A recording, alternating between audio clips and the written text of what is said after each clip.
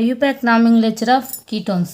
General formula of ketone CnH2n plus O. O అంటే oxygen. So first compound నామినేచర్ చూస్తే so both side function group both side same ఉన్నాయి, అంటే methyl ఉన్నాయి. Numbering ఎట్టిచ్చినా ఒకటే 1 2 3. దీన్ని ప్రొపనోన్ 3 carbons ఉన్నాయి కాబట్టి ప్రోప్ 1 2 3. ప్రొపనోన్ ఎందుకంటున్నాం, కీటోన్ గ్రూప్ కాబట్టి ప్రొపనోన్ రాయొచ్చు.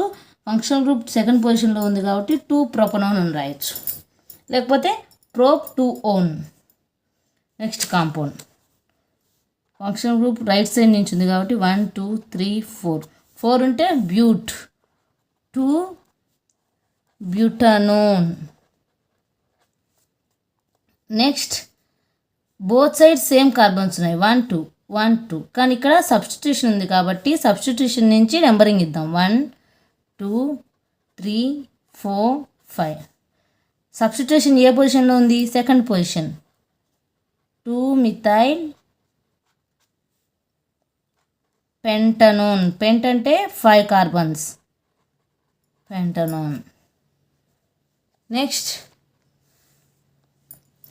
బోత్ సైడ్ సేమ్ కాబట్టి 1 2 3 4 5. So 2, 4 dimethyl. ఎన్ని కార్బన్స్ ఉన్నాయి, 5 కార్బన్స్ కాబట్టి పెంటనోన్. ఏ పొజిషన్లో ఉంది కీటోన్, థర్డ్ పొజిషన్ 3 పెంటనోన్. ఇక్కడ కూడా 3 పెంటనోన్. Next last compound 1 2 3 4 5. ఈ సబ్స్టిట్యూషన్ నేమ్ ఏంటి, ఇథైల్.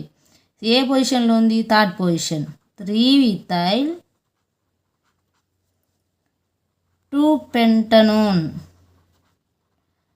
ఖచ్చితంగా నెంబరింగ్కి నేమ్కి మధ్యలో హైఫన్ ఉండాలి, లేకపోతే pent 2 one. So general formula of ketones CnH2n plus O. So దీన్ని ఎలా డెరైవ్ చేయొచ్చు, CnH2n plus O.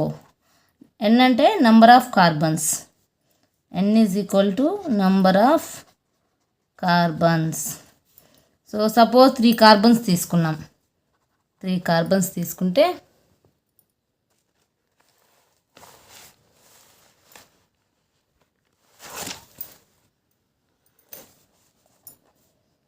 C3H2 3 into 3 plus oxygen, C3H6 plus oxygen.